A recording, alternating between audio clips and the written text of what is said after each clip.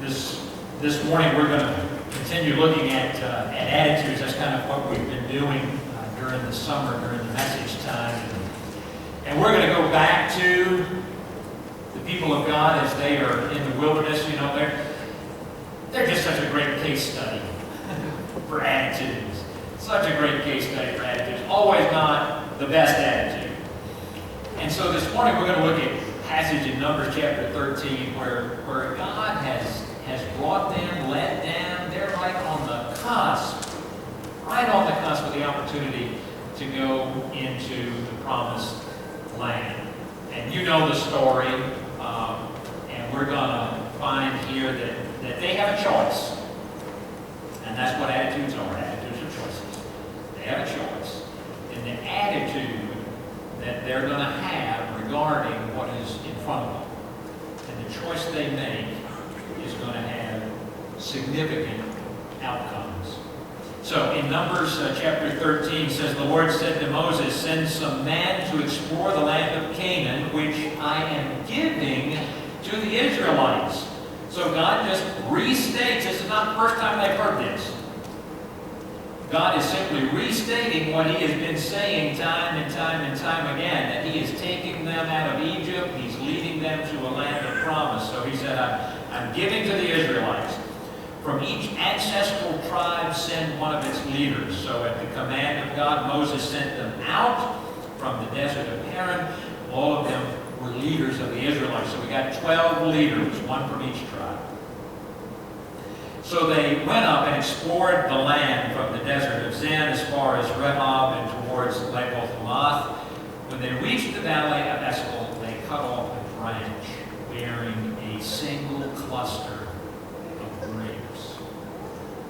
And we're going to be told right now just how big that cluster of grapes was. 2 of them carried it on a pole between them. Now, these are folks that have been out in a desert place. I don't know about you, but a cluster of grapes that big would look really, really good. It would look really good. So 2 men carrying that cluster on a pole between them, along with some pomegranates and figs. At the end of 40 days, they returned from exploring the land. They came back to Moses and Aaron and the whole Israelite community at Kadesh in the desert of Paran. There they reported to them and to the whole assembly and showed them the fruit of the land. They gave Moses this account. We went into the land to which you sent us, and it does flow with milk and honey. Here is its fruit. But, isn't that the way it works? Isn't that the way it works? Here's everything they could possibly be in need of. Here's all the evidence of the promised land and the bounty therein. Here it is displayed tangibly before them that God is giving them and making available to them exactly what He promised. And they have a whole record of God providing what He promised behind them. But the people who live there are powerful, and the cities are fortified and very large. We even saw descendants of Anak there. Now, that doesn't mean anything to us, if the descendants of Anak, but the way I want you to think about Anak is if you were to take an NBA player, you know, one of those guys that's like 7'2", take an NBA player and give him the shoulder build of a linebacker for Green Bay. And that's what you got, what the descendants of Anak would have looked like. These were big, powerful, muscular, tall people. They've encountered that group. Then Caleb silenced the people before Moses and said, we should go up and take possession of the land, for we can certainly do it. And of course, Caleb is falling back on the fact that God has promised this. God has a 100% record of delivering on his promises. Let's go do this. But the men who had gone up with him said, we can't attack those people. They're stronger than we are. And they spread a bad report about the land they had explored. That night, all the people of the community raised their voice and wept aloud. If only we had died in Egypt. Or, we couldn't die in Egypt. If only we had died out here in the desert. Wow. This morning we're going to talk about choosing the attitude of doubt. Choosing the attitude of doubt. And here the people of God come to this moment where they have a choice. They can either have confidence in what God has said and what he has promised and what he can do, or not. Doubt, simply defined as a lack of confidence. For believers, doubt is lacking confidence that God will keep his promises. And that's what's in play here. That's what is in play here. And so this morning I want us to use the people of God here in Numbers chapter 13. It's kind of a little case study on what happens when doubt is chosen. And kind of how does doubt get legs in the life of believers? Because we get some pretty serious insights here from what's going on in Numbers 13. So, first thing, God will place tests of faith before us. And I've given you a few other scriptures to kind of undergird that point. God will place tests of faith before us. He will bring us to these points where there's the fork in the road, and we can either take the path that is based in trusting God and having confidence in God and relying upon his promises and relying upon his leadership, or we can go the other way. We will come to these forks in the road, and God will put us there. God will put us there. God does not put us there so he can find out information about us. God doesn't look down upon Nelson Harris and say, you know, I wonder what kind of metal he's made out of. I think I'll give him a test and I'll find out. God knows all about me. So he doesn't do this so that he can get some information. James 1 says this about the purpose of testing. It says, consider it pure joy whenever you face trials, and we can insert the word test there, so that you may be mature and complete. And so God has brought the people of God to this fork in the road. They can cross over into the land or they cannot cross over into the land. It's their decision. It's their choice. And the choice and the decision that they make, again, is going to have significant outcomes. And so when these tests come up, God is really giving us the opportunity to grow and mature and become more complete in our faith. And we can either continue in confidence or we can continue in doubt. Faith and doubt are choices. They're choices. We're reminded in Numbers 13 that circumstances in life will either grow or shrink our faith. You know, rarely is a significant circumstance in our life spiritually neutral. We'll either grow from it or we will find our faith has shrunk as a result of that. Doubt will always see obstacles. Doubt will always see obstacles, whatever the barriers are, whatever the negatives are. Doubt will click those off, will will always see obstacles. Faith will always see opportunities. And here in Numbers 13, we have plenty of both, do we not? Are there some obstacles in the land that doubt could easily see? Sure. There are people there, there are cities there, there are big people there. Are there opportunities? Absolutely. God had promised them this. They had the tangible evidence that it was indeed a land flowing with milk and honey, and they had that cluster of grapes that it took 2 men with a pole to even carry. But doubt will always see the obstacles. Faith will always see the opportunities.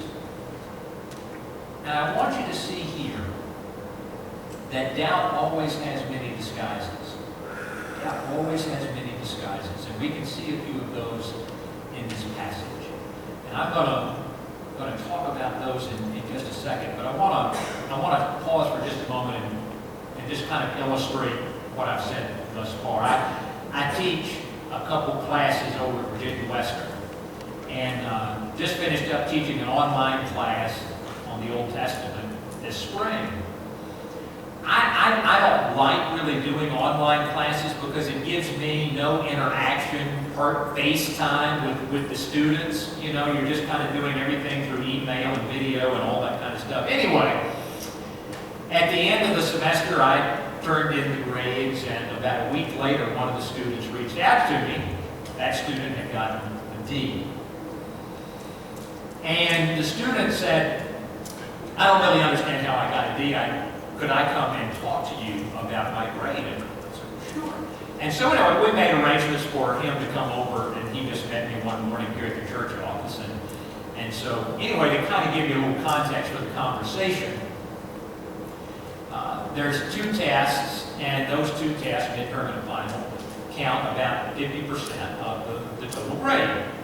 And then the rest is made, the other half of the grade is made up of homework and papers and that kind of stuff. So anyway, so here he comes, and I had his midterm and I had his final. On his midterm, he had gotten a 32. On his final, he had gotten a 44. So when I say he got a D, I want you to know he's not on the cusp of just getting a C. I'm a pretty gracious guy, and you know, somebody's 1 or 2 points away, I always throw in the higher grade, because I think, well, if they've got 1 or 2 answers correct, you know, they'd be at that B or C or whatever. So anyway, so he came in, he comes in, and he's talking with me, and so he goes, well, I would like to see what I missed on my test. So I said, sure, I have. So I handed him his midterm, and then I handed him his final.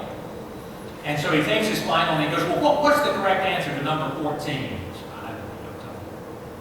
Well, what's the correct answer to number 22? So I don't know. Well, what are the 4 fill in the blanks on the listing on number 30? So I tell him, well, I mean, people who were in. So I looked at him and I said, you know, on Blackboard, I post for both of those tests a study guide. And the study guide basically will tell you everything that's going to be on the test. I mean, I'm a pretty gracious guy. And I said, also on Blackboard, I post the lecture outlines. And the lecture outlines marry perfectly to the study guide. You know, it's all right there. And then before each test, I always email all the students and said the best way to prepare for the test is to take the study guide and use the lecture outlines. And if you do that, you'll have no problem. 13 out of 20 got an A or a B on the final. So, you know. I said, if you don't mind me asking, how did you prepare for the tests? And he said, well, I did download the study guides. I said, okay. That's step 1. Okay. And he goes, but I didn't really look at the lecture outlines. I just kind of Googled around on the internet. Okay. I said, well, if you don't mind me asking, how long did you study for the test? And he said, oh, an hour, 2. So I gave him some pastoral advice. I said, going forward, when you're in an online class, you need to pay real close attention to what the instructor has posted on Blackboard or Canvas, and look at all the material and spend some time, and so on and so forth. And so, you know, he came in with a D into my office, and he left my office with a D. Nothing changed. But I reminded him, you know, I had given to him all of the tools necessary for him to succeed. I had prepared him as best I could for that experience. Now, it was up to him what he chose to do with that. And the people of God here in Numbers 13, and you and I in life, when we come to these forks in the road, we need to be reminded that as people of faith, as believers, God has given to us all the tools we need to succeed. God has done everything He can to help us. It's up to us what we do with that. And so here in Numbers 13, God had given to the people of God everything they needed. And He had a proven track record of doing that. To take that land, to cross over the Jordan, and go into that land flowing with milk and honey. But they chose to doubt all of that. Doubt has many disguises.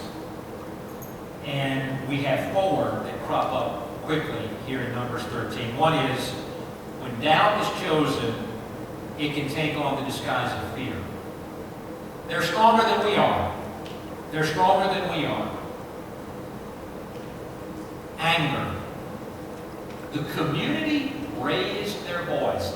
And the phrase there doesn't mean that they were just kind of grumbling a little bit. It meant they were mad. Can you believe it? They were mad. They were upset. They were angry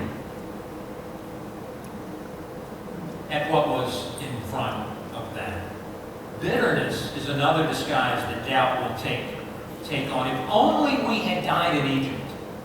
If only we had died out here in the desert. Well, that'd be better off than where we are right now. And then the last kind of disguise, and I'll just call it realism, but it's really kind of, I'm being a little tongue-in-cheek there, where the majority of reports spread a bad report about the land amongst the people, and saw all the obstacles, didn't see any of the opportunities. And sometimes folks will mistakenly call that, they'll say, well, I'm just a realist. So doubt takes many disguises here in Numbers chapter 13. And when you and I, in our relationship and in our journey with God, have fear, have anger, have bitterness, or when we say, you know, that can't be done. I'm just being realistic here. That can't be done. All of that, many times, is emerging out of doubt. It is emerging because you and I have made a conscious, intentional choice. You know what? I am not going to have confidence in God. Doubt is powerful. And a lot of times we just think doubt means like, well, we have intellectual questions, but doubt can be much more than that. And that's what we see operative here in Numbers 13. Why is doubting so easy? Why is doubting so easy? We get three little insights here in Numbers chapter 13. Number one, it's contagious. Notice that as soon as the 10 spies start giving the negative report, right? All the people are big over there. It's like the front line of Green Bay Packers. They're over there. They're stronger than we are. Within a few verses, the scene has changed to where the whole assembly is like, okay, that's right. We're not going. Doubting is contagious. I always tell folks, look, if you are doubting, if you're just in a season of doubting, the worst thing you can do is hang around non-believers. Let me just say that. I'm not talking about being unfriendly. But the best thing you can do is to get in a relationship with a believer that can mentor you, that can encourage you, that can affirm the faith. Don't go hanging around the cynic guy who's never been to church, doesn't have anything to do with God at the water cooler at work. Don't do that. Because I'm going to tell you right now, he's contagious. He's contagious. Doubting is contagious. That's why it's so easy. Secondly, it's passive. It's passive. You know how much work you have to do to doubt? Zero.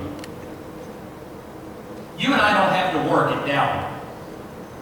Doubting doesn't require any get up and go. Doesn't require any great ambition. Doesn't require any great motivation. Doubting is passive. And when you and I stop and think about the negative attitudes that we've talked about thus far this summer and thought about, you know, that's true. Those two statements are true of all of them. All negative attitudes are contagious and passive. You don't have to work at being a complainer. You don't have to work at coveting. You don't have to work at being discontented. All of these things are passive, and all of these things are contagious. That's why doubting is so easy. And thirdly, it feeds our need for self-protection. You know, you and I are not naturally inclined to risk. We are naturally inclined to play it safe. And doubt loves that. Doubt feeds that. Doubt affirms that. Don't risk. Be safe. Be safe. And so here these people are out in the desert, promised land right across the river, full of bounty, full of milk, full of honey, full of promise, full of victory, full of everything that God has promised them. And they said, now let's play it safe. Because of that choice, the spies spent 40 days surveying the promised land. Because of the report that the majority brought back, seeding doubt amongst the people of God, they spent 40 years in the wilderness. Doubt will always be a wilderness journey. Always. Let me close with this illustration. Many of you know this, and I use this with some regularity. When I turned 40, just a very few years ago, when I turned 40, one of the things that I did, me and two or three of my friends, we went and we jumped out of an airplane. We did a tandem parachute jump out of an airplane. The plane was at 14,000 feet when we bailed out. And anyway, we were down in North Carolina. And so anyway, that morning we had showed up where this happens. And you had to go through some preliminary things before you suited up and got on the plane and did the main event. And so my friends and I, we were thrown in with a group of about 5 or 6 other folks. There's about 10 or 11 of us all total. And so we all had to watch a video. So we all watched the video about, jumping out of an airplane. And we all had to practice how you land. Now, these were all tandem jumps, so we had an experienced parachutist with each of us. And then, of course, they gave you a piece of paper that basically said, if you die upon impact, your family won't sue us. So it was stuff like that that just boosted your confidence and joy at the event that awaited you. And so anyway, finally the time comes where we were in a room and we were kind of putting on jumpsuits and paraphernalia and all to get ready to go on the plane and go up and do the jump. And anyway, there was this young couple that they were there. This was their first time as well, and so we're doing all of this stuff. And so I remember that some of the experienced jumpers were also suiting up in the room with us.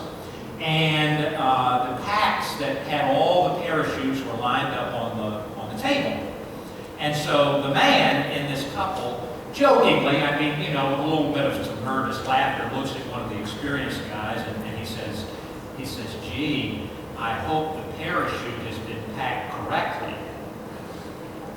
And so the experienced guy looks back at the man, grinning, kind of laughing as well, and he says, well, look, he says, I'll be more than happy to take the parachute out of its pack, and you can pack it if you want to. The guy said, no, I'm good.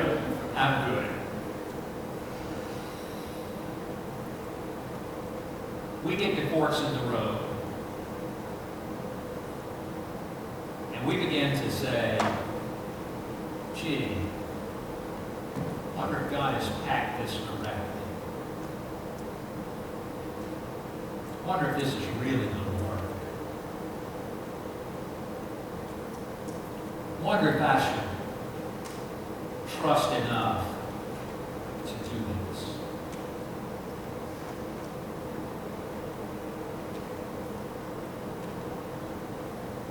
Because God gifts us with the choice of free will. And a lot of times, if we're to be really honest, we want to pack the parachute back. We think,